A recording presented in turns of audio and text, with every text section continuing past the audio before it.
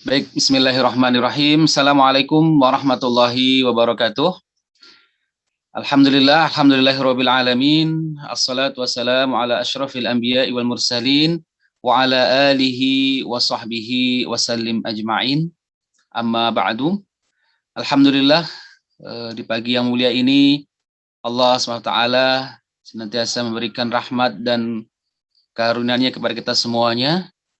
Alhamdulillah, dari bangun pagi, kemudian salat malam, salat qobliyah, salat subuh, dan kemudian dilanjutkan dengan kajian ini. Semoga pagi yang berkah ini senantiasa membawa keberkahan di setiap langkah kaki, di setiap usaha ikhtiar kita di dunia ini. Semoga Allah SWT memudahkan, memberikan keberkahan, dan insya Allah mencatatnya, menimbangnya sebagai pemberat timbangan di hari akhir nanti. Amin amin ya robbal alamin. Salawat beriring salam, marilah senantiasa kita sampaikan kepada manusia terbaik yang selalu kita nanti-nantikan syafaatnya di hari akhir nanti, baginda Nabi Muhammad Sallallahu Alaihi Wasallam.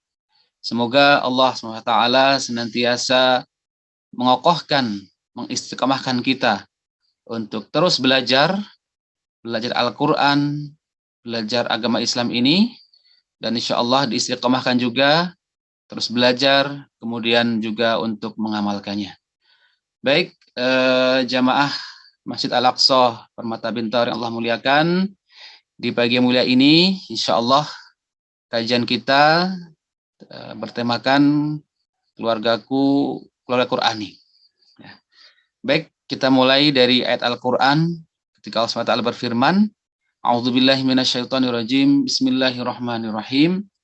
Ya ayyuhalladzina amanu qu anfusakum wa ahlikum nara.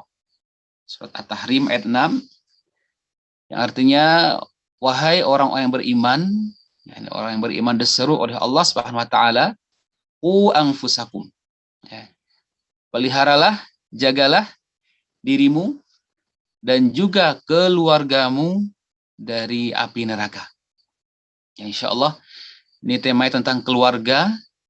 Kita inginkan bahwa keluarga ini adalah keluarga yang cita-citanya adalah mendapatkan rahmat Allah Subhanahu wa taala, berkumpul ya, kembali di surganya Allah Subhanahu wa taala, dan kita minta perlindungan dijauhkan dari langkah-langkah dan jalan yang mendapatkan murka Allah, yang na'udzubillah min zalik, dimasukkan dalam neraka, na'udzubillah min zalik. Baik, hadirin sekalian, ini menegaskan sekali bahwa apapun marilah kita mulai dari diri sendiri. Qu anfusakum. Jadi nanti bagaimana bentuk keluarga yang Qur'ani, ya, marilah kita mulai dari diri sendiri. Ya. Dari diri sendiri, bagaimana diri kita bisa mencintai Al-Quran, bagaimana diri kita terus belajar Al-Quran dan juga mengamalkannya. Ya. Jadi kita sendiri sebagai orang tua, nah, marilah hendaknya juga menyadari. Jadi tidak sekedar kita menyuruh anak, tetapi diri kita sendiri tidak mengerjakannya. Ya. Bahkan di sini ayat ini jelas yang didahulukan adalah bagaimana diri kita. Bagaimana diri kita memimpin diri kita ya sebelum kita memimpin orang lain. Bagaimana kita menyuruh diri kita ya agar terlindung dari api neraka sebelum kita juga menyuruh keluarga kita, menyeru lingkungan kita, masyarakat kita yang lebih luas. Nah, marilah segala sesuatu kita mulai dari diri sendiri agar diri kita pun selamat ya dari api neraka. Baik, ini ada sebuah riwayat ya, dari Jabir bin Zaid, ya, balaghani an Rasulillah sallallahu alaihi wasallam annahu qol. Nah, ini dikisahkan dari Jabir bin Zaid bahwasanya Rasulullah sallallahu alaihi wasallam, ya, beliau berkata, bersabda, "Allimu auladakumul Qur'an." Nah, allimu, ya, allama yu'allimu. Ajarkanlah ya, ajarkanlah anak-anak kalian ini Al-Quran. Nah, ini bagaimana keluar Quran ini adalah sebenarnya dari diri masing-masing tadi. Ya, kemudian kita pun sebagai orang tua diperintahkan, ini termasuk kewajiban orang tua, ya, setelah memberi nama yang baik, ya, kemudian salah satu adalah memberikan pendidikan Al-Quran, bekal agama. Ya, alimu auladakumul Quran. Ya, ajarkanlah anak-anakmu sekalian itu Al-Quran. Mengapa? Ya, kenapa Al-Quran? Ya, kenapa Al-Quran di sini? Ya, fa innahu awwalu ma yanbaghi an yuta'allama min ilmillah huwa. Ya, jadi hal pertama, kenapa yang penting untuk dipelajari sebelum mempelajari yang lain adalah dikenalkan dengan Al-Quran. Ya, dikenalkan dengan Al-Quran. Jadi dewasa ini, ya, dengan semakin majunya teknologi, kemudian semakin kompleks kehidupan ini, ya, tentu ya orang tua punya cita-cita ingin anaknya jadi ini dan sebagainya. Ya, itu silahkan, ya. Tapi tetap ini pondasi pertama, ya, yang harus kita berikan adalah Al-Quran. Ya. Karena pendidikan sejak kecil, sejak dini, itulah pendidikan yang terbaik, terkuat, dan akan bertahan lama. Ya, maka sedari dini, bahkan nanti sejak dari perut pun, anak-anak ini sudah harus diperkenalkan dengan Al-Quran. Ya. Saya teringat bagaimana kisahnya Mbah Arwani Kudus. Ya. Beliau adalah tokoh besar yang keberkahannya sekarang banyak murid-muridnya, pesantren-pesantren, dan rata-rata pasti orang yang hafal Al-Quran, bersambung riwayatnya, sanatnya kepada beliau. Insya Allah sudah ribuan, mungkin puluhan ribu, menyebar ke seluruh Nusantara. Ya. Ini tidak lepas dari bagaimana keistiqomahan orang tua beliau. Ya. Jadi setiap minggu kedua orang tua beliau selalu menghatamkan Al-Quran. Selalu berusaha bagaimana menghatamkan Al-Quran. Ya. Dan Masya Allah, Allah berikan putra beliau, ya, sebagai seorang penghafal Al-Quran, kemudian juga tidak sekedar ya, hafal untuk diri sendiri, tapi juga mengajarkan. Khairukum man ta'allamal Quran wa 'allamahu. Masya Allah, keberkahannya hingga hari ini murid-murid beliau dan terus menyebarkan Al-Quran. Ya.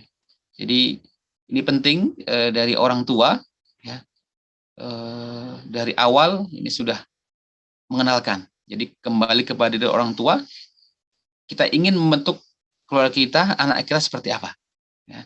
Maka Al-Quran, ya, dan Sunnah Rasulullah sebagai tuntunan kita sudah jelas. Ya. Sebelum dikenalkan dengan ilmu-ilmu lainnya, sebelum mendapatkan materi-materi lainnya, materi yang pertama harus dikenalkan adalah Al-Quran. Alimu auladakum Al-Quran. Ajarkanlah anak-anak kalian Al-Quran. Ya, karena itulah selayaknya hal yang pertama kali harus dipelajari oleh setiap muslim, ya, oleh setiap muslim, dan itu merupakan kewajiban utama orang tua, yaitu mengajarkan Islam.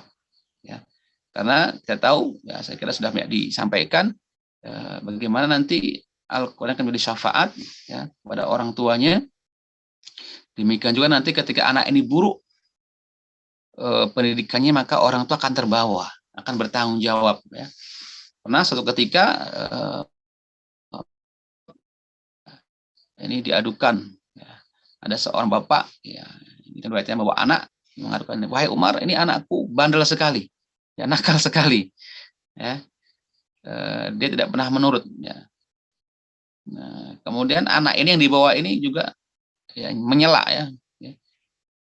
Wahai Amirul Mukminin, ya, apakah kewajiban orang tua? Nah, ditanya. Kemudian dijawabnya, ya, pertama, ya, tentu memilih dari ibu yang baik. Yang kedua, memberi nama yang baik. Ya, kemudian mengajarkan Al-Quran atau agama yang benar. Nah, anaknya menjawab, ya, artinya ketiga-tiga ini tidak diberikan oleh orang tua. Ya. Maka Umar pun memarahi orang tuanya. So, kamu telah berbuat durhaka, kamu telah menyia-nyiakan amanah yang Allah berikan kepadamu. Ya. Jadi orang tua betul-betul bertanggung jawab, ya, atas keberlangsungan Islamnya anak dan anak keturunannya. Ya. Demikian juga kita sebagai masyarakat juga, ya, kita juga punya tanggung jawab terhadap keislaman di lingkungan kita. Ya, kita pun juga punya tanggung jawab agar lingkungan kita Qur'ani dan juga Islami. Kita punya kewajiban sebagai orang yang lebih tua lahir, orang yang lebih tua lahir punya kewajiban terhadap keislaman generasi setelah kita. Ya, orang yang berilmu, punya ilmu juga punya kewajiban terhadap orang yang belum menyampaikan. Dia punya kewajiban untuk menyampaikan ilmunya. Orang yang kaya pun demikian, dia punya kewajiban, ya, membantu orang-orang yang membutuhkan. Nah, baik, di sini ya seperti itu hadisnya. Kemudian ada lagi, nah ini hal pertama juga akan mendasari bagaimana kita membentuk keluarga Islami, ya, adalah mengenalkan akidah, ya, mengenalkan akidah kepada anak keturunan kita. Ya, ini berkata dari Jundub bin Abdullah, ya, kunna ma'an Nabi sallallahu alaihi wasallam, ya, wa nahnu fityan. Ya, dahulu kami ketika remaja, insyaallah ketika remaja mereka bersama Rasulullah. Kunna ma'an Nabi. Ini suatu kebanggaan luar biasa bagaimana anak-anak muda bersama Rasulullah. Ya. Wa nahnu fityan, ya. Hazawirah. Fata'allamna al-iman qabla an nata'allama al-Qur'an. Nah, jadi ini pondasi dasar lagi bagaimana mengenalkan akidah terlebih dahulu, menguatkan keimanan, ya, menguatkan keimanan, belajar keimanan yang betul, ya, sebelum mempelajari Al-Qur'an, ya. Karena mohon maaf dewasa ini pun, ini juga mohon maaf dengan semaraknya tahfiz adalah hal yang perlu kita syukuri, di mana orang sudah mulai menghafal Al-Qur'an, tergerak sekolah-sekolah, kemudian dengan program-program ekstra Al-Qur'an. Nah, ini tapi perlu juga kita imbangi pertama tadi dengan iman, ya, penguatan iman, bagaimana meletakkan Al-Qur'an itu, kemudian juga adab-adab dengan Al-Qur'an, ya. Jadi membaca Al-Qur'an berbeda dengan membaca koran, beda membaca dengan artikel yang lainnya, beda dengan membaca buku. Ada adab-adabnya yang harus diperhatikan. Nah, itu pun juga harus nanti kita ajarkan kepada keluarga dan lingkungan kita, ya. Mana memuliakan itu, ya. Imam Al-Ghazali dalam Ihya-nya tentang 10 amalan hati tentang Al-Qur'an, beliau mengatakan hal pertama adalah mengetahui bagaimana kedudukan Al-Qur'an atas kalamullah, ya. Bagaimana mengetahui bahwa Al-Qur'an itu adalah kalamullah, ya, dengan berbagai macam keutamaannya. Nah, maka dengan akidah yang betul, dengan keimanan yang benar, menjadi betul bahwa ini adalah kalamullah, kita harus mengagukannya, membaca berpahala, ya. Tapi ketika kita sudah bisa, kemudian kita tidak memberikan hak-haknya dari cara membaca tajwidnya misalnya, itu justru berdosa, ya. Maka di sini katakan oleh Jundub, fata'alamal iman, mereka belajar iman terlebih dahulu, ya. Kemudian baru mereka belajar Al-Qur'an. Summa ta'alamal Qur'an. Kemudian barulah kami, kita, ya, ketika itu Jundub masih remaja-remaja, belajar Al-Qur'an. Maka apa yang terjadi? Fasdatna bihi imana. Ya, Rawah Ibnu Majah. Maka dengan demikian bertambahlah keimanan itu. Ya, jadi keimanan ini disuburkan dengan Al-Qur'an. Diisi Al-Qur'an maka akan semakin tumbuh. Ya, ibarat pondasi, ibarat kita mau menanam tanaman, ya, tentu kita bersihkan dulu, ya, ilalangnya, batu-batu kerikil kita bersihkan agar tempat itu betul-betul siap untuk ditumbuhi. Nah, baru disirami dengan Al-Qur'an, itu akan tumbuhlah, ya. Tapi ketika pondasinya atau lahan untuk tumbuh itu tidak bagus, tidak dibersihkan dulu, tidak disiapkan, ya, maka hasilnya pun tidak akan maksimal.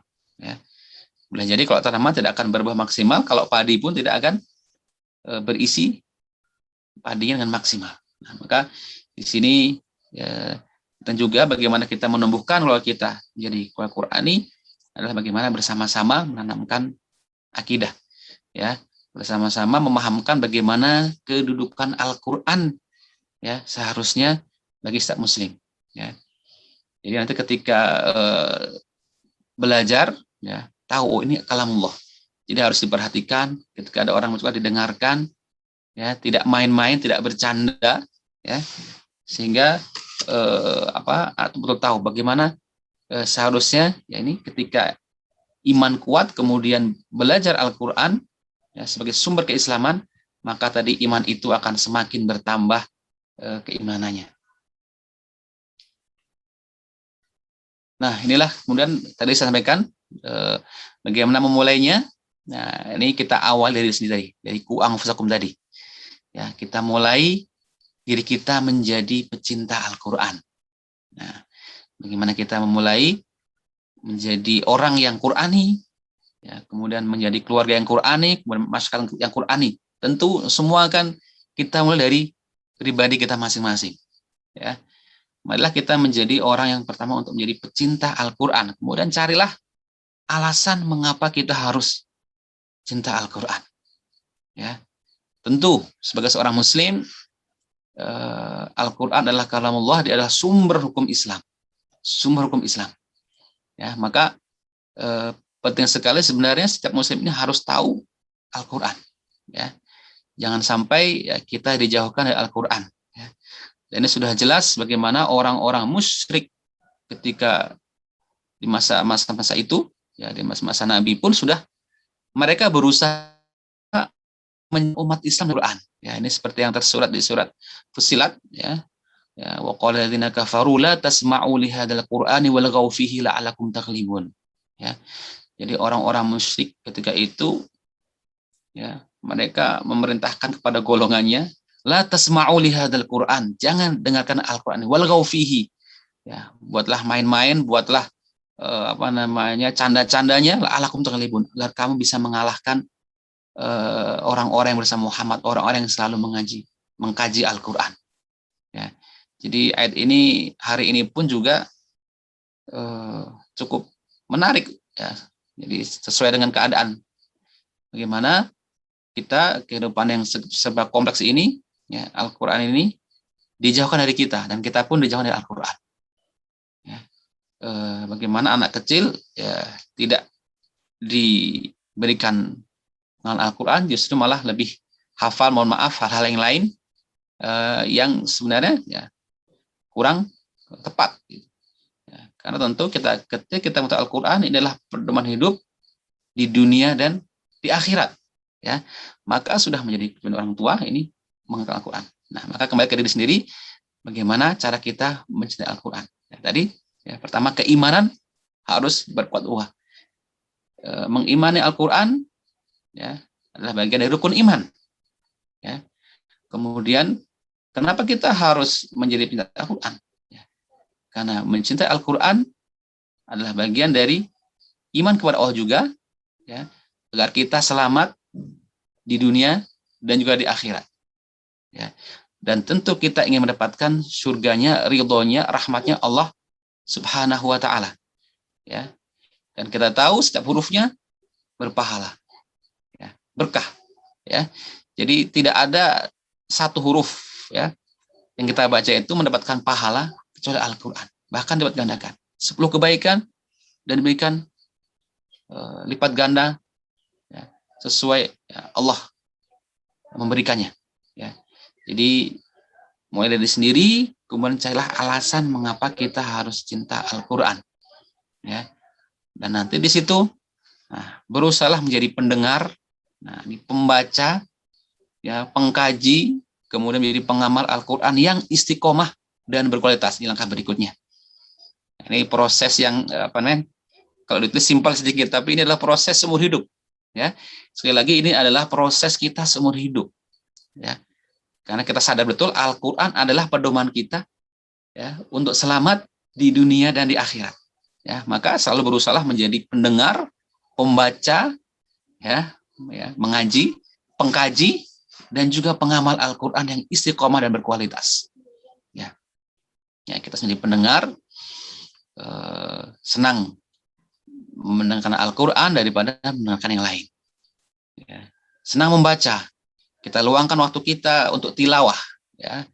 Tilawah dan qiraah berbeda. Ya, tilawah itu artinya bacaan yang berkesinambungan. Ya, kalau qiraah itu bacaan secara umum, membaca apapun disebut qiraah. Tapi tilawah Al-Quran artinya kita membaca Al-Quran hari ini, besok kita baca lagi, besok kita baca lagi, terus demikian. Maka disebut tilawah, berkesinambungan yang tidak pernah berhenti. Kapan hatamnya? Ya, hatamnya ketika nanti kita berhenti nafas kita. Nah, itu hatamnya kita di dunia. Ya, seperti itu. Ya, maka ini kebiasaan para ulama, para qurra, ya, ketika hatam membaca Anas disambungkan Al-Fatihah dan 5 pertama Al-Baqarah. Nah, itu tilawah. Karena setelah hatam ini bukan berarti selesai. Jadi bukan hanya hatam ketika Ramadan. Seorang muslim harus punya program bagaimana dia menghatamkan Al-Quran selain Ramadan. Ya, mungkin tiap bulan sekali jika mampu, atau syukur-syukur tiap 2 minggu sekali, 10 hari sekali. Ya. Jadi jangan sampai tidak pernah membaca Al-Quran. Ya. Jangan sampai seorang muslim dia tidak pernah membaca Al-Quran. Ya, mohon maaf meskipun kita belum memahami semua artinya, tapi yakinlah bahwa Al-Quran itu mukjizat, ya, setiap hurufnya berkah, memberikan manfaat, memberikan ketenangan kepada kita. Jadi belum paham, insya Allah Al-Quran memberikan nur, cahaya, memberikan keberkahan, memberikan ketenangan kepada para pembacanya. Nah, ini sebenarnya proses yang sangat luas ya, bagaimana kita menjadi pendengar Al-Quran, kemudian kita menjadi pembacanya, mempelajari tajwidnya, mempelajari hukum-hukumnya, kemudian mengkajinya, mempelajari ilmu-ilmu yang ada di dalamnya, ilmu bahasa Arab, ilmu fikihnya, tafsir dan sebagainya. Ini adalah proses yang terus berkesinambungan, ya, tidak pernah berhenti. Dan kita pun menjadi pengamal Al-Quran. Ya. Ini juga proses yang terus-menerus, ya, yang istiqomah dan berkualitas. Ya, artinya istiqomah, ya, kita sabar. Ya. Orang sering gagal dalam proses karena tidak sabar. Baru sebentar, baru mengaji, membaca Al-Quran sudah kesulitan, diajarkan oleh guru A, ternyata sulit mengucapkan hurufnya, kita nggak sabar, akhirnya kita berhenti tengah jalan. Nah, ini perlu kesabaran, istiqomah perlu kesabaran, perlu kesetiaan. Ya, perlu kesabaran dan juga perlu kesetiaan. Ya, untuk istiqomah. Ya, dan lagi-lagi tadi akidah yang kuat, kita hanya apa? Mengharapkan pahala, ridho Allah SWT. Ya, menjadikan orang-orang yang mukhlasin dan mukhlisin. Ya, setan tidak akan bisa menggoda manusia illa ibadaka minhul mukhlasin. Nah, orang-orang ikhlas dan Allah bantu keikhlasannya, insya Allah itulah orang-orang bisa istiqomah, bisa sabar ya, dalam setiap menempuh kehidupan dunia ini, termasuk dalam belajar.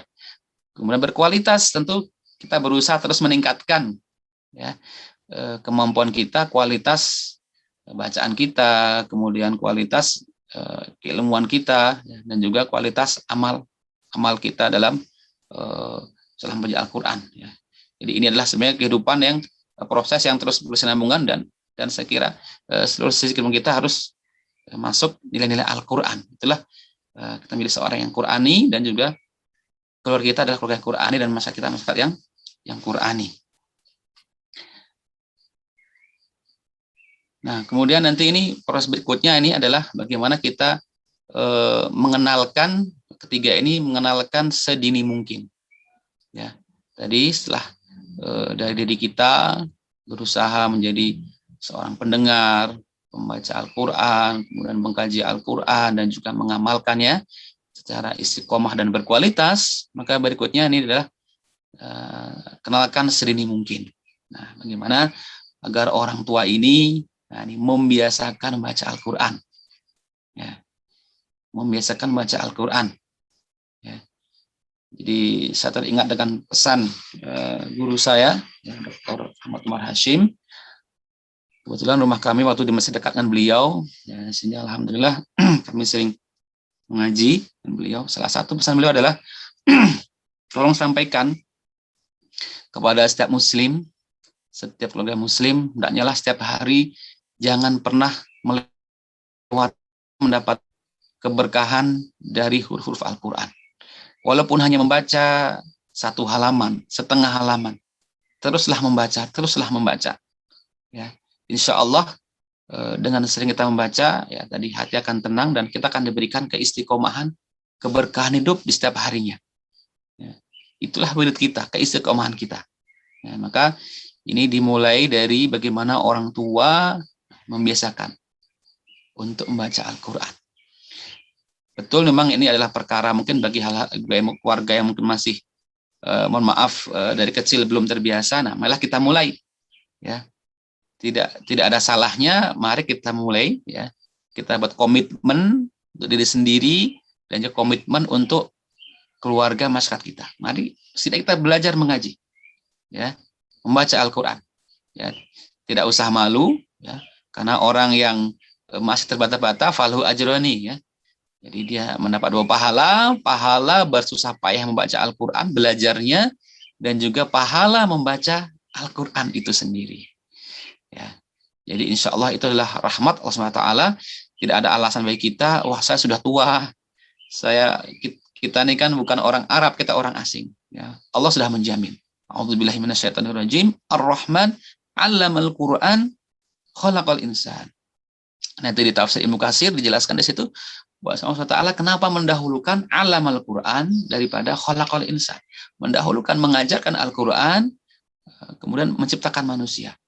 Nah, ini di tafsir Ibnu Katsir disebutkan bahwasanya Allah Subhanahu wa taala, ya, menjadikan alat ucap kita ini, ya, dari tenggorokan kita, lidah, gigi, gusi dan sebagainya ini, semua manusia ini punya potensi yang sama, fitrahnya adalah membaca Al-Quran. Jadi fitrah manusia ini membaca Al-Quran sebagaimana fitrahnya bertauhid. Ya. Insya Allah manusia manapun, makhluk manapun, ya, makhluk apapun, ya, itu ketika dibacakan Al-Quran merespon. Ya. Mungkin pernah melihat di medsos bagaimana orang-orang asing itu, orang-orang Eropa, orang Barat itu didengarkan Al-Quran. Mereka merasa tersentuh. Mendengar azan juga tersentuh. Karena itu fitrahnya diketuk. Ya, alamal Quran, Allah yang mengajarkan Al-Quran. Allah mengetuk fitrah kita dengan Al-Quran, karena Al-Quran kalamullah, hakikatnya, ya, kita sedang apa? Membacakan, sedang berzikir, sedang mengingat Allah. Nah, maka itu jaminan dari Allah SWT bahwa semua manusia ini punya potensi yang sama untuk bisa membaca Al-Quran dengan baik dan benar. Tentu sebagai manusia kita harus punya usaha untuk terus belajar. Ya, insya Allah Allah mudahkan. Jadi tidak ada alasan bahwa kita sudah tua, tentu sulit. Ya, tentu semua proses, ya harus sabar. Dan juga kita orang non Arab, kita bukan orang Arab, sehingga mungkin akan lebih sulit. Ya, pengalaman saya sendiri juga mengajarkan orang Arab dulu ketika di Mesir juga saat ini tidak semua mereka fasih juga. Mereka juga karena sudah bercampur dengan bahasa sehari-hari mereka, jadi tidak semuanya mereka juga mudah mengucapkan. Justru malah kadang lebih sulit, ya, diajarkan huruf-huruf tertentu begitu. Jadi ya, insya Allah tetap semangat untuk belajar Al-Quran. Nah, ini kita mulai ketika anak itu masih dalam kandungan. Ya. Jadi nanti getaran-getaran bacaan itu akan menyentuh sel-sel otak janin ini. Nah, maka ketika sudah lahir, maka otak akan terisi dengan energi ayat-ayat Al-Quran tadi. Nah, insya Allah, ya ini ya kita bisa melihat bagaimana Imam Syafi'i, kemudian para ulama lain itu mereka sudah menghafal Al-Quran sejak kecil. Ya. Saya yakin itu dari orang tua, dari ibu, ya, yang dia sudah terbiasa baca Al-Quran, sudah memberikan Al-Quran. Dan ini pernah saya tanyakan langsung kepada jamaah saya. Kebetulan saya juga mengajar online dengan jamaah di Jepang. Salah satunya adalah dokter kandungan. Beliau mengatakan, saya tanyakan bagaimana Ibu, betulkah ada pengaruh ketika membaca Al-Quran itu kepada janin? Ya. Beliau katakan, ya kalau orang-orang Barat mereka menggunakan musik-musik klasik yang tenang, yang ini. Ya, justru Al-Quran lebih daripada itu. Ya. Jadi ini pengaruh yang insya Allah akan memberikan jadikan anak itu anak yang soleh dan juga cerdas. Ya. Kemudian, nah ini nanti ketika kecil ini bagaimana kita biasakan juga nih untuk memutar murotal, kemudian video-video Qurani, video Islami, kemudian juga bertemakan Al-Quran. Nah ini karena masa kecil adalah masa merekam yang terbaik, ya. Masa kecil adalah masa merekam terbaik. Nah sekali lagi, ini anak-anak juga tidak bisa kita suruh saja. Kita sebagai orang tua berusaha meluangkan waktu. Nah ini yang penting. Ya, di tengah kesibukan kita, marilah nanti ada waktu kebersamaan Al-Quran. Ya, waktu mengaji bersama, membaca bersama ini penting ya untuk menyamakan frekuensi keluarga. Ya, untuk menyamakan frekuensi keluarga kita agar menjadi keluarga yang Qurani. Harus ada waktu khusus, sholat berjamaah, mungkin sesekali sholat berjamaah, ya, makan bareng, ya, puasa bareng, nah, tilawah bareng, gitu, kajian bareng. Ya, apapun kemampuan kita sebagai orang tua, ya, jangan malu, ya. Insya Allah kita mulai. Ya, inilah sesuatu yang baik untuk diri kita dan kita. Nah, kemudian juga adakan adab-adabnya, bagaimana ketika baca Al-Quran harus berwudu, ya, dalam keadaan suci, usahakan menghadap kiblat, bagaimana meletakkan Al-Quran, misalnya di tempat lebih tinggi, jangan Al-Quran letakkan paling bawah, ya, jangan meletakkan apapun dengan Al-Quran, ya, ketika itu Al-Quran itu usahakan dalam keadaan bersih, ya, tidak habis makan gorengan terus ngaji dan sebagainya, ya. Membaca Al-Quran betul-betul dalam keadaan yang totalitas, jangan sambil makan-makan, sambil apa, sambil ngaji. Usahakan totalitas kita luangkan waktu untuk Al-Quran. Nah, kemudian juga ini keutamaan dan fungsi-fungsi Al-Quran tadi. Ya, ini penting sekali bagaimana kita mengajarkan adab-adab ini. Tadi kata Imam Ghazali, 10 amalan hati itu adalah pertama, ya ini yang penting juga adalah mengetahui kedudukan Al-Quran dari sebagai kalamullah. Yang kedua adalah ta'zim lil mutakallim. Nah, kita mengagungkan dengan siapa kita sedang baca Al-Quran. Nah, ini penting. Jadi membaca Al-Quran bukan seperti membaca yang lainnya, tapi bagaimana kita ta'zim lil mutakallim, mengagungkan dengan siapa kita sedang membaca Al-Quran. Ya. Bayangkan seakan-akan kita sedang di hadapan Allah SWT. Kita sedang ngaji, kita sedang setoran, ya, kita sedang membaca Al-Quran di hadapan Allah Subhanahu wa Ta'ala. Ya, maka kesakralan membaca Al-Quran sama kesakralan dengan sholat, maka hukumnya fardu ain. Tadi kan membaca dengan tajwid fardu ain. Ya. Kemudian dalam keadaan juga bersuci, bersih, ya, dari hadas besar, hadas kecil. Ya, sehingga hati betul-betul akan tersentuh. Nah, ini kan juga bagian dari zikir. Ya. Hablum minallah kita, ya. Maka penting, ya, membaca Al-Quran adalah kita menyadari bahwa ketika sedang membaca, istilah kita sedang berdialog dengan Allah Subhanahu wa Ta'ala, sedang bercakap-cakap dengan Allah Ta'ala. Kita di hadapan Allah Subhanahu wa Ta'ala. Nah, ini penting kita tumbuhkan rasa seperti itu. Insya Allah, ya, Allah akan memberikan kemudahan dan keberkahan kepada kita semuanya. Nah, kemudian berikutnya, nah ini yang keempat ini, bagaimana kita menjadi Al-Quran ini adalah tadi, luangkan waktu untuk tadarus bersama. Nah, jadi seberapapun sibuk kehidupan kita, pekerjaan kita, silakan kita membersamai anak-anak keluarga itu dengan Al-Quran, dengan tadarus Al-Quran bersama. Ya. Membersamai, ya, tadi ada waktu untuk bersama-sama menyamakan frekuensi. Ya, frekuensi kita terhadap Al-Quran. Nah, tadarus bersama. Inilah tanggung jawab setiap keluarga muslim agar anggota keluarganya mampu membaca Al-Quran. Nah, ini kewajiban kita tadi, ya, sebagai kepala keluarga, ya, dan juga mungkin masyarakat juga dalam lingkungannya adalah bagaimana setiap anggota kita itu mampu membaca Al-Quran dengan benar. Ya, kita tingkat tadi dengan bagaimana kajian dan sebagainya.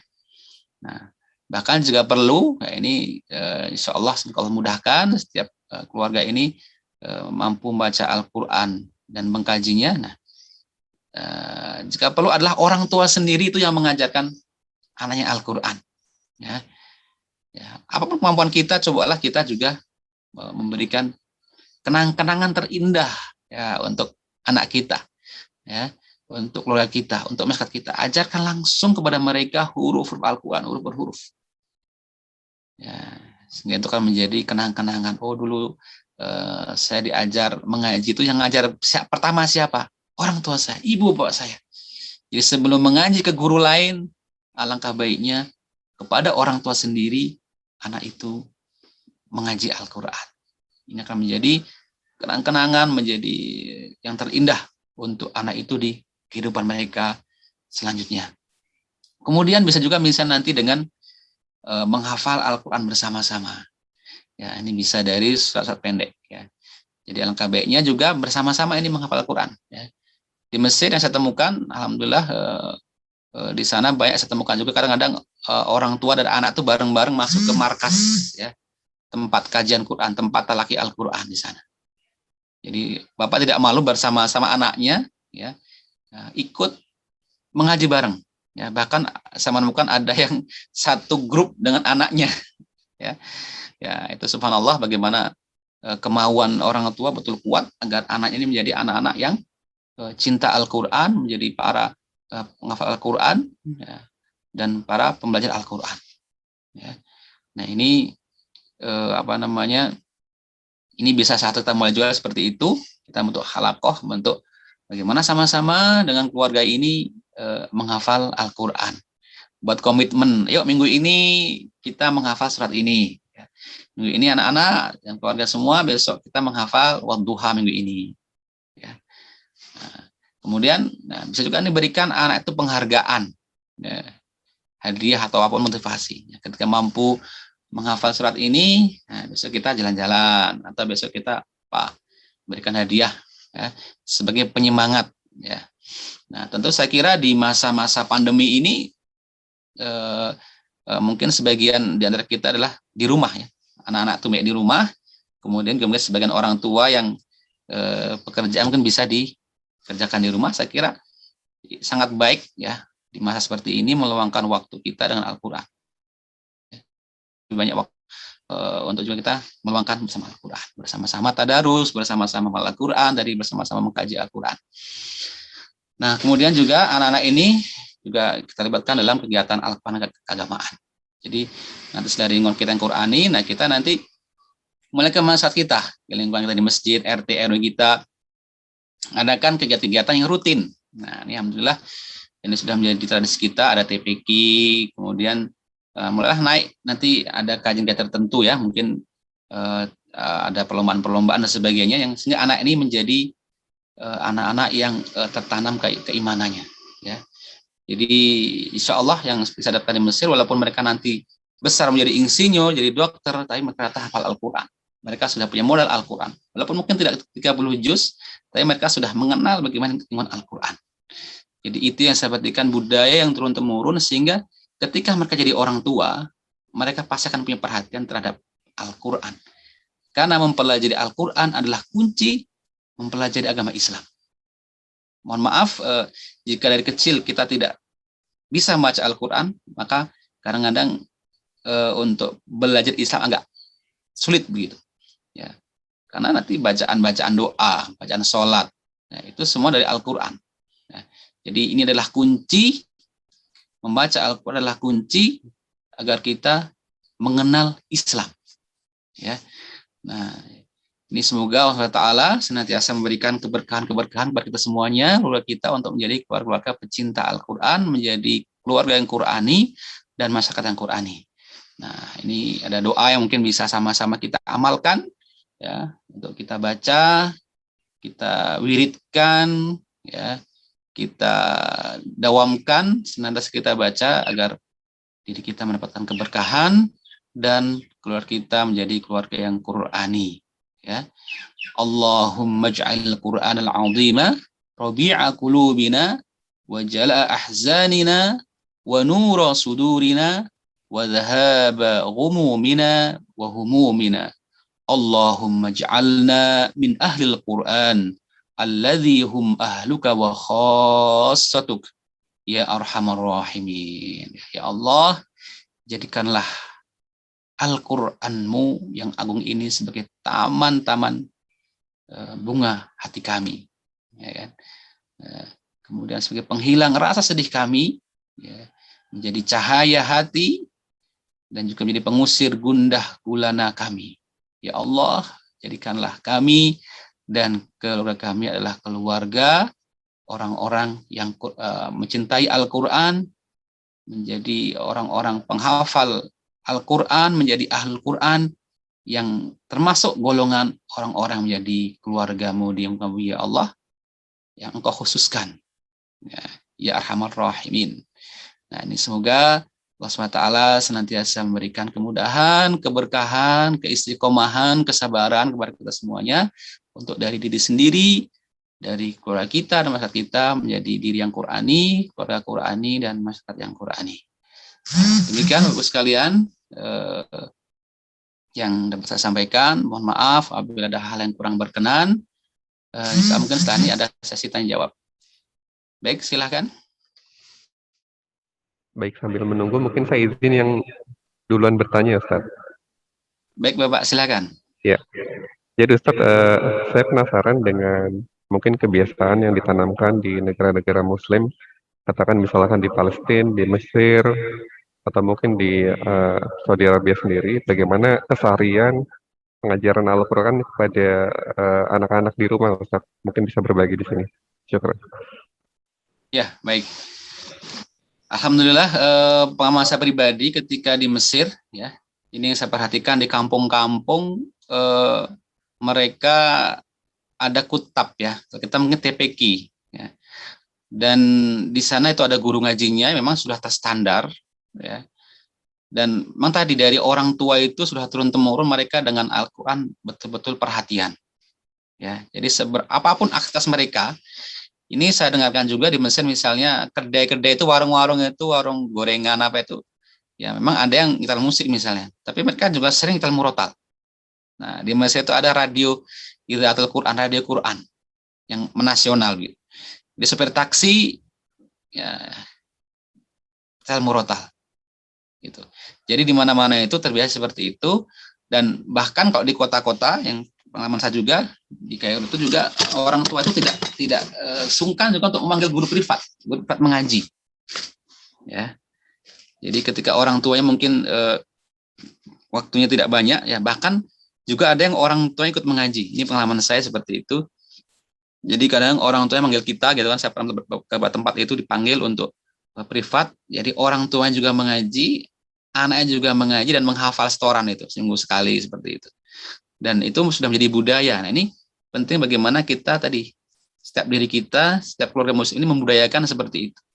Nah, artinya punya perhatian terhadap Al-Quran lebih, itu tentunya nanti berefek kepada yang lebih luas masyarakat kita dan negara kita. Jadi itu seperti itu, Pak. Dari mana-mana itu kegiatan menghafal Al-Quran, tilawah itu betul-betul ada gitu. Jadi di Mesir pasti ada, di masjid itu ada yang orang mengaji Al-Quran. Ya. Entah zuhur, entah asar, itu pasti ada orang-orang yang datang duluan ke masjid mengaji Al-Quran, atau setelahnya pun itu masih ada yang membaca Al-Quran. Dan tempat-tempat tahfiz bisa dikatakan sangat banyak, ya, sangat banyak di mana itu ada kegiatan tahfiz, dan subhanallah, dari situlah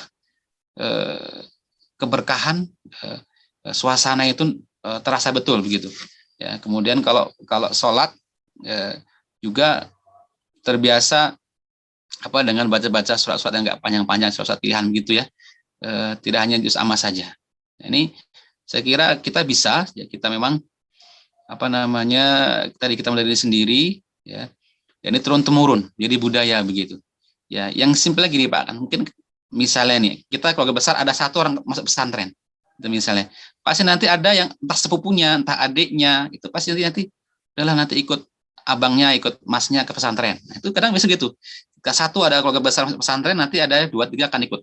Nah, itu yang perlu kita temukan seperti itu. Ketika ada satu keluarganya ini yang mungkin dia di agama, ya, atau waktu SD-nya, SD mana? Di sana. Oh, bagus, ada tahfiznya, ada keagamaannya, maka akan otomatis. Nah, itulah yang perlu kita juga tampakkan di situ, syiarnya dengan seperti itu. Nah, itu yang saya dimana seperti itu. Mereka tidak sungkan-sungkan, bahkan manggil guru privat untuk mengajarkan Al-Quran untuk diri mereka sendiri, ya. Baik, tadi ya, hafal Al-Quran, ya, pasti ada yang lupa, ya. Bagaimana kita mempertahankan. Nah, ini prosesnya adalah, ya, Ya, langkah-langkahnya mungkin mencari guru mengaji. Jadi harus Al-Quran kita paksakan distorkan. Ya, kalau bisa, ini cari guru mengaji, tetap istiqomah. Jadi khairukum man ta'amul Quran wa'alamahu itu terus berguru atau menjadi guru. Ya, jadi silakan terus berguru, setorkan, tasmikkan kepada yang lain. Nah ini harus punya komunitas, sebenarnya kalau para penghafal harus punya komunitas, ya. Tidak hanya menghafal, tapi bagaimana yang penting murojaahnya. Nanti ada simaan. Atau juga mungkin bisa dipakai dalam sholat Bapak tadi, ya. Afdhalul qiraah fi shalah, sebaik-baik bacaan adalah bacaan ketika sholat. Nah ini usahakan bagaimana untuk murojaah juga bisa dengan kita gunakan dalam sholat, ya. Yang sering kita dengar dalam sholat itu biasa hafal gitu kan. Tapi kalau misalnya ini biasa orang memilih antara sabihis sama lam yakunil itu biasa orang memilih sabihis. Karena kita sering mendengar sabihis. Sementara yang lam yakunil lebih pendek tapi jarang dengar. Nah, itu biasa orang, itu mungkin lupa menurut saya. Jadi kenapa Al-Quran mudah lupa? Justru disitulah Allah SWT memberikan kesempatan kepada kita untuk terus mengaji. Ya. Karena Allah ingin kita dapat pahala terus. Gitu. Kalau kita udah nggak pernah lupa, pasti nggak akan pernah ngaji lagi. Ya sudah apa nggak pernah lupa, pasti nggak akan pernah membaca Al-Quran lagi. Justru dengan ada yang kita lupa, nah, kita akan mengaji. Kita dapat pahala lagi dari huruf-hurufnya. Wah, ya. Coba ya mungkin berikutnya tadi pertanyaannya. Bagaimana metode yang tepat mengajarkan baca Al-Quran kepada yang sudah tua renta, Ustaz? Iya, jadi semampunya. Jadi kita mengajarkan itu sesuai kemampuan. Jadi guru ini mencontohkan metode yang sebenarnya untuk semua umur seperti itu, termasuk anak kecil ya yang mereka belum bisa membaca, itu metodenya seperti itu. Salah satunya adalah kita talkinkan, ya, kita bacakan, tirukan, bacakan, tirukan sampai kali. Nah, seperti itu Bapak. Tuh, ya. Dicek masing-masing bagaimana kemampuan. Nah, progresnya salah satu adalah dengan kita talkinkan, kita bacakan, kita contohkan, dan diminta untuk menirukan ya dengan baik dan benar. Seperti itu. Nanti insya Allah itu memang pertama perlu waktu gitu. Ya, juga Bapak, mohon maaf nih, ini mungkin kurang stabil saya. Oh iya, tidak apa Ustaz. Ini masih ada. Sini di kampung Pak, di lereng gunung, jadi mungkin bisa bagi bagus. Ini masih ada satu lagi Ustaz. Oh iya, silakan ya. Ya, yang terakhir dari bentar saya bacakan. Dari Bapak Muhammad Misbah. Assalamualaikum warahmatullahi wabarakatuh. Izin bertanya Ustaz, bagaimana urutan atau tahapan yang baik untuk mengajarkan Al-Quran kepada anak-anak? Syukran. Tahapannya tentunya tadi ya kita juga menurut saya penting juga menanamkan adab-adab dengan Al-Quran. Ya, ini justru lebih penting ya, karena para ulama dulu belajarlah adab sebelum ilmunya. Jadi belajar adab sebelum belajar ilmunya. Jadi bagaimana jika kita ajarkan anak ini mungkin kalau anak-anak putra kan atau putra-putri semua bagaimana cara berpakaian dulu, berpakaian muslimah. Kemudian kalau duduk posisinya bagaimana, cara mengalquran bagaimana, kemudian diberitahu, diajarkan, hendaknya dalam keadaan berwudu, ya. Dan kemudian disampaikan ketika baca Al-Quran jangan bercanda, ya, kemudian dan sebagainya. Intinya bagaimana anak-anak ini punya perhatian mengagungkan Al-Quran. Ya, mungkin anak kecil tidak perlu menyebut ini dosa terlalu berat mungkin ya, tapi kita berikan motivasi yang baik-baik agar anak ini bagaimana juga adabnya tumbuh dari pembiasaan ya. Nah, kemudian tentu tahapan berikutnya adalah kita ajarkan juga contohkan, kemudian anak itu tirukan ya. Dan tentunya tiap anak-anak itu punya kemampuan berbeda-beda ya. Nah, ini tergantung bagaimana kesabaran kita untuk terus melihat, memantau perkembangan tiap anak-anak itu ya. Jadi saran saya sesuai kemampuan, harus mengetahui bagaimana kemampuan anak. Jangan dipaksakan dengan sesuatu yang sangat berlebihan. Jadi terkadang anak itu juga mungkin sebagian sambil bermain dan sebagainya. Tapi tetap mereka dengar, yang mereka lihat adalah Al-Quran. Nah, itu Bapak. Mungkin tiap anak akan berbeda-beda ya. Ini menghafal ini menurut saya juga tiap anak punya berbeda-beda caranya sebenarnya. Kita lihat bagaimana dia sesuai. Dia senangnya apa gitu. Kalau dia visual, ya kita masuk bahwa dia ya, kita kasih gambar-gambar video yang mungkin Oh, ini Al-Quran dan sebagainya. Mungkin itu perlu juga diketahui, mungkin ke psikolog dan sebagainya. Tapi secara umum, menurut saya Al-Quran tadi kita talkinkan, itu Bapak mungkin seperti itu. Kemudian ketika sudah besar ya, mungkin nanti bisa tambahkan materi-materi tajwid. Gitu. Jadi mungkin kalau masih kecil tidak perlu dikasih ilmu tajwid gitu, nanti akan pusing dengan teori-teori. Jadi ketika sudah agak besar nanti bertahap kasih teori-teorinya. Ya. Intinya yang penting di sini apa adalah kesabaran kita. Itu aja sebenarnya. Ya. Jadi intinya menurut saya pun, tapi intinya adalah kesabaran kita.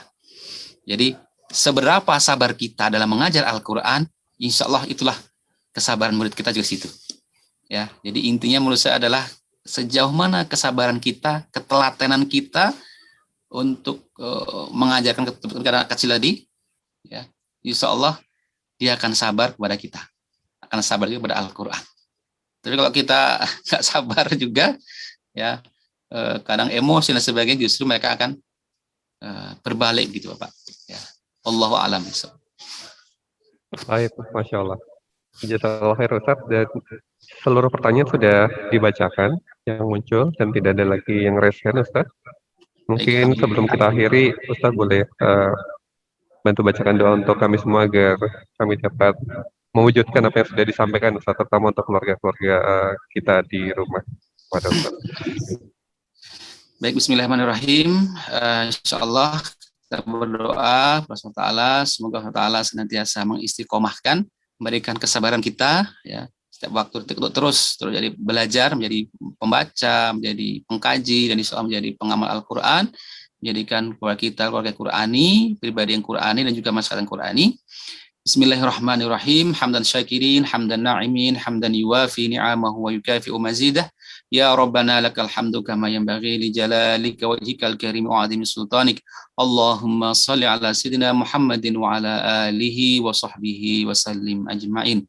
Allahumma qasim lana min khasyatika ma tahulu bihi bainana wa baina ma'siyatik, wa min ta'atika ma tuballighuna biha jannatak, wa min al-yaqini ma tuhawwinu bihi alaina masa'ib ad-dunya, wa mat'ina bi asma'ina awsarina wa quwwatina ma ahyaytana, waj'alhu al-waritha minna wa tha'rana 'ala man zalamana, wansurna 'ala man 'adana, wa la taj'al musibatana fi dinina, wa la taj'al ad-dunya akbara hammina wa la mablagha 'ilmina, ولا تسلط علينا من لا يرحمنا برحمتك يا أرحم الراحمين. ربنا أنزلنا منزلا مباركا وأنت خير المنزلين. ربنا لا تزغ قلوبنا بعد إذ هديتنا وهب لنا من لدنك رحمة إنك أنت الوهاب. ربنا هب لنا من أزواجنا وذرياتنا قرة أعين واجعلنا للمتقين إماما. Allahumma arhamna bil Qur'an waj'alhu lana imaman wa nuran wa hudan wa rahmah. Allahumma dhakkirna minhu ma nussina wa 'allimna minhu ma jahilna warzuqna tilawatahu ana al-laili wa atrafan nahar waj'alhu hujjatan lana la 'alaina bi rahmatika ya arhamar rahimin. Allahumma ij'al al-Qur'ana al-'azima rabi'a qulubina waj'al ahzanina wa nura sudurina وذهاب غمومنا وهمومنا. اللهم اجعلنا من أهل القرآن الذين هم أهلك وخاصتك يا أرحم الراحمين. ربنا آتنا في الدنيا حسنة وفي الآخرة حسنة وقنا عذاب النار. سبحانك ربك رب العزة عما يصفون وسلام على المرسلين والحمد لله رب العالمين. Baik Bapak sekalian, dari saya pribadi mohon maaf apabila ada hal-hal penyampaian yang kurang berkenan, dan terima kasih atas waktunya dan kesempatannya. Semoga ini menjadi jariah untuk bersama untuk seluruh pengurus keluarga besar Masjid Al-Aqsa Permata Bintaro dan seluruh umat Islam semuanya. Insyaallah semoga dapat bersilaturahmi kembali di lain kesempatan. Sekali lagi mohon maaf dan jazakumullah khairan. Terima kasih. Akhirul kalam dari saya pribadi. Assalamualaikum warahmatullahi wabarakatuh.